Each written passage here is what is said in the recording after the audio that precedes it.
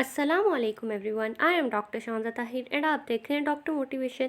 आज की वीडियो के अंदर मैं आपके साथ डिस्कस करने लगी हूँ हमारा जो बायोलॉजी के प्रैक्टिकल है, तो उसकी गाइडलाइन पे हम थोड़ी सी बात कर लेंगे आपके साथ। मैंने आज जैसे कि आपको पहले भी बताया था कि आपके प्रैक्टिकल्स की मैं कंप्लीट गाइडलाइन की वीडियोज़ जो है मैं शेयर करूँगी, आपकी बुक भी बताऊँगी आपको किस तरह से प्रिपरेशन करनी है। तो इंशाल्लाह ये बायोलॉजी के लिए है, नेक्स्ट में हमारी फ़िज़िक्स और केमिस्ट्री की भी ज़रूर अपलोड हो जाएगी इन द कमिंग वीक। ठीक है जी। सबसे पहले जो आपके पास क्वेश्चन आता है आपके पेपर के अंदर, तो ये मैंने एक पेपर निकाला है इंटरनेट से आपके लिए, ताकि आपको मैं बताऊं कि पेपर का पैटर्न क्या होता है। आपका जो पहला क्वेश्चन होता है ना, उसके अंदर ना prepare a slide of root tip, ठीक है, और to study different stages of mitosis draw its label diagram.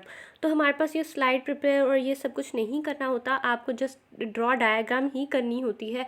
तो आपको माइटोसिस की डायग्राम्स और मियोसिस दोनों की डायग्राम्स अच्छे से आनी चाहिए, क्योंकि एक क्वेश्चन इसमें से आ जाता होता है हर साल ही। जो हमारे पास सेकंड क्वेश्चन है, सेकंड के अंदर उससे बोला हुआ है जी pick out dash from the skeleton, ठीक है, प्रोवाइडेड और ड्रॉ इट्स लेबल डायग्राम। तो ये हमारे पास ना फ्रॉग का स्केलेटन होता है बेसिकली। उसके अंदर या तो पेक्टोरल गर्डर या पेल्विक गर्डर होता है या स्कल होती है, इस तरह का ना कोई स्ट्रक्चर होता है, वो आपको बता दिया जाता है। ठीक है, आपने फिर उसकी डायग्राम को लेबल करना होता है एंड ड्रॉ करना होता है। तो आपने ये सारी डायग्राम्स जो है वो देख लेनी है। मैं नेक्स्ट पर आपको ये भी बताऊंगी कि प्रैक्टिकल कौन कौन से इंपॉर्टेंट है जो आपने ज़रूर करके जाने हैं। ठीक है जी। थर्ड क्वेश्चन हमारे पास है जी identify the slide specimen ABCND, write one important character of each. तो ये ना वो आपको स्लाइड भी बता देते होते हैं, आपको एज सच ये नहीं होता कि आपने आइडेंटिफाई भी करनी है, आपको स्लाइड भी बता दी जाती है। ठीक है, और बस आपने करेक्टर उसके 2 लिखने होते हैं, तो आपने वो स्लाइड्स वाला जो है पोर्शन वो भी अच्छे से याद कर लेना है। देन हमारे पास होता है क्वेश्चन नंबर 4। क्वेश्चन नंबर 4 के अंदर हमारे पास ये है जी perform one of the following experiment allotted to you by the examiner, write down its procedure observation and results. अब ये कुछ आपके पास ना एक्सपेरिमेंट्स होते हैं, ठीक है, उसके ना ये अब 3 दिए होते हैं और ना हर बच्चे को डिफरेंट डिफरेंट आता है। जैसे रोल नंबर 1 है तो उसको पहला आ जाएगा, सेकेंड है तो उसको दूसरा आ जाएगा, थर्ड को तीसरा आ जाएगा, फोर्थ को फिर पहला आ जाएगा। तो इस तरह से वो ना शफल करके आपको दे देते होते हैं।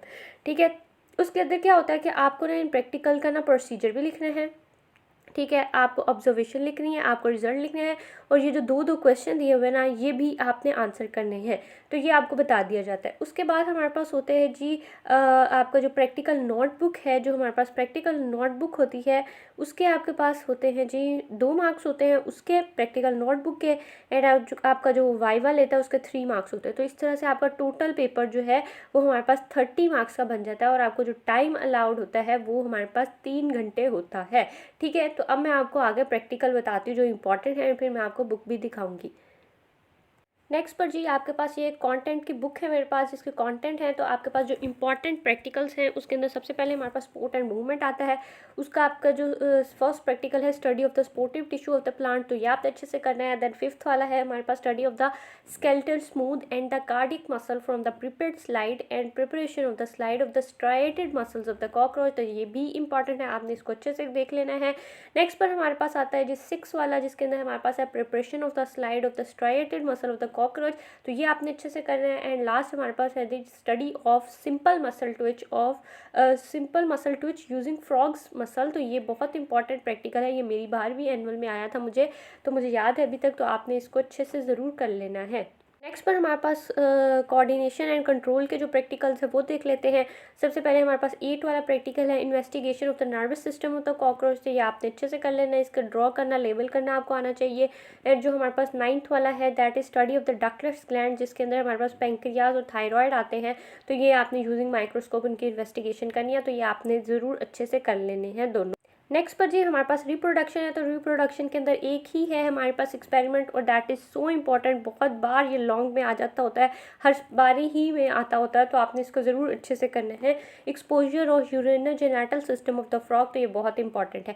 देन हमारे पास 12 वाला जो प्रैक्टिकल है that is study of the structure of hence egg, तो ये आपने ग्रोथ एंड डेवलपमेंट वाले चैप्टर में से ये ज़रूर करना है। देन हमारे पास सेल साइकिल आता है। तो सेल साइकिल के अंदर हमारे पास जो preparation of the root tip squashes है, to study the stages of mitosis. तो ये बहुत इंपॉर्टेंट है, अभी जो मैं आपको पेपर दिखा रही थी लास्ट ईयर का, तो उसमें भी ये आया हुआ था क्वेश्चन, तो आपने इसको ज़रूर अच्छे से कर लेना है। ये हमारे पास था सारा कंटेंट जो मैं आपके साथ डिस्कस कर चुकी हूँ। अब ये मेरे पास एक प्रैक्टिकल नोटबुक है जिसके ऊपर लिखे हुए हैं सारे प्रैक्टिकल्स, तो मैं आपको साथ साथ दिखा देती हूँ और साथ साथ बताती हूँ कि आपने क्या क्या करना होता है। हमारे पास पहला प्रैक्टिकल है study of the starch breakdown in germinating gram seeds. तो इसके अंदर आपने मटीरियल याद करना है, प्रिपरेशन याद करनी है, ये भी आ जाता होता है लॉन्ग के अंदर, ठीक है। आपने उसकी प्रिपरेशन याद करनी है, आपने उसका प्रोसीजर याद करना है। फिर उसके बाद हमारे पास सेकंड प्रैक्टिकल है जी identification of the biochemicals from biological material. तो ये इतना एज सच इंपॉर्टेंट नहीं है, पर फिर भी आपने ये आयोडीन टेस्ट, पेंडिक्स टेस्ट ये ज़रूर कर लेना है। ये केमिस्ट्री वगैरह में ज़्यादा इंपॉर्टेंट होता है, तो वो आ जाता होता है, ठीक है।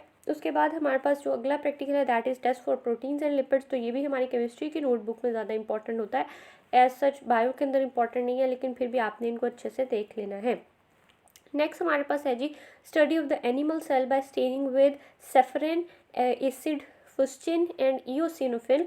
तो ये जो हमारे पास स्टेन्स हैं इनके साथ आपने उसको देखना है, तो ये हमारे पास इंपॉर्टेंट होता है प्रैक्टिकल, तो आपने इसको ज़रूर कर लेना है।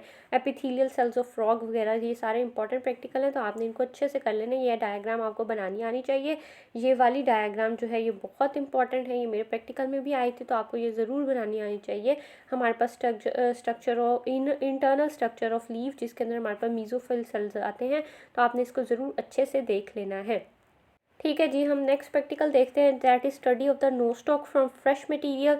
तो ये ऐसा जितना इंपॉर्टेंट नहीं है, लेकिन आपने पढ़ लेना है एक बार। उसके बाद हमारे पास ये पैरामीशियम वाला जो है ये बहुत इंपॉर्टेंट है। ये पैरामीशियम ड्रॉ करने को आपको आ जाता होता है, लेबल एंड ड्रॉ इसका इंपॉर्टेंट होता है, तो आपने इसको अच्छे से कर लेना है।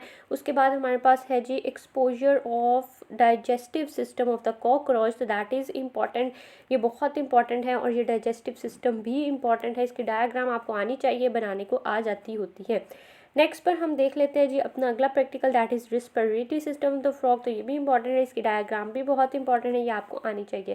देन हमारे पास आ जाता है circulatory system of the frog, यानी ब्लड सर्कुलेटरी सिस्टम। तो ये भी बहुत इंपॉर्टेंट प्रैक्टिकल है, और ये डायग्राम्स भी आपको दोनों आनी चाहिए। एक हमारे पास डॉर्सल व्यू है और एक हमारे पास वेंट्रल व्यू है, आपको दोनों आने चाहिए, ये बहुत इंपॉर्टेंट होता है, ठीक है। नेक्स्ट पर हमारे पास जो प्रैक्टिकल है that is determination of the mean solute potential of the cell sap using the method of plasmolysis. तो प्लाज्मोलाइसिस के लिए आपको ये प्रैक्टिकल देख लेना है, इतना इंपॉर्टेंट नहीं है। उसके बाद हमारे पास अमीबा का प्रैक्टिकल है, तो ये भी इंपॉर्टेंट है, इसकी डायग्राम बहुत इंपॉर्टेंट है, ये मेरे प्रैक्टिकल में आई थी and I drew that as well. तो मैं आपको ज़रूर कहूँगी कि आपने इसको अच्छे से कर लेना है। उसके बाद हमारे पास यूग्लिना और वॉल्वेक्स आ जाते हैं, तो ये यूग्लिना वाली भी इंपॉर्टेंट है, आपने इसको पढ़ लेना है। उसके बाद हमारे पास आ जाता है digestive system of the frog, it is one of the important practical. तो आपको ये डाइजेस्टिव सिस्टम ड्रॉ करना भी आना चाहिए, एंड आपने ये इसकी प्रोसीजर भी अच्छे से कर लेना है। देन हमारे पास sampling of the grassland community of the quadrat method है, तो ये एज सच इतना इंपॉर्टेंट नहीं है, आप देख लें थोड़ा बहुत, इसको इतना इंपॉर्टेंट नहीं है। उसके बाद हमारे पास है exposure of the urogenital system of the frog. तो that is one of the important practical, बहुत इंपॉर्टेंट है, बहुत इंपॉर्टेंट है, ठीक है। और इसकी ये diagram that is so important, इसको कभी भी आपने मिस नहीं करना, ठीक है। तो ये वाला practical one of the most important practical. उसके बाद है हमारे पास एक्सपोजर यूरोजेनेटल सिस्टम ऑफ फ्रॉग, ठीक है। ये वाली जो हमारे पास डायग्राम थी ये हमारे पास एक फीमेल है, ठीक है, ये वाली हमारे पास फीमेल थी and that one is for the male. तो ये दोनों डिफरेंट आती होती हैं, आपने दोनों तैयार करनी है, बहुत इंपॉर्टेंट है। उसके बाद हमारे पास आ जाता है स्केलेटल सिस्टम ऑफ फ्रॉग। तो इसमें से भी एक क्वेश्चन जो होता है वो आपके प्रैक्टिकल में मस्ट होता है, तो आपने इसको भी अच्छे से करना है, आपको उसके फीचर्स भी आने चाहिए, क्योंकि दो फीचर आपने लिखने होते हैं, तो स्केलेटल सिस्टम भी आपको ड्रॉ करना आना चाहिए। उसके बाद है हमारे पास नर्वस सिस्टम ऑफ फ्रॉग। तो nervous system of frog is not that much important, लेकिन आपने एक बार ज़रूर पढ़ लेना है। उसके बाद हमारे पास स्लाइड है जी preparation of the root tip squashes to study the stages of the mitosis. तो that is also one of the important practicals, तो आपने इसको ज़रूर अच्छे से करना है।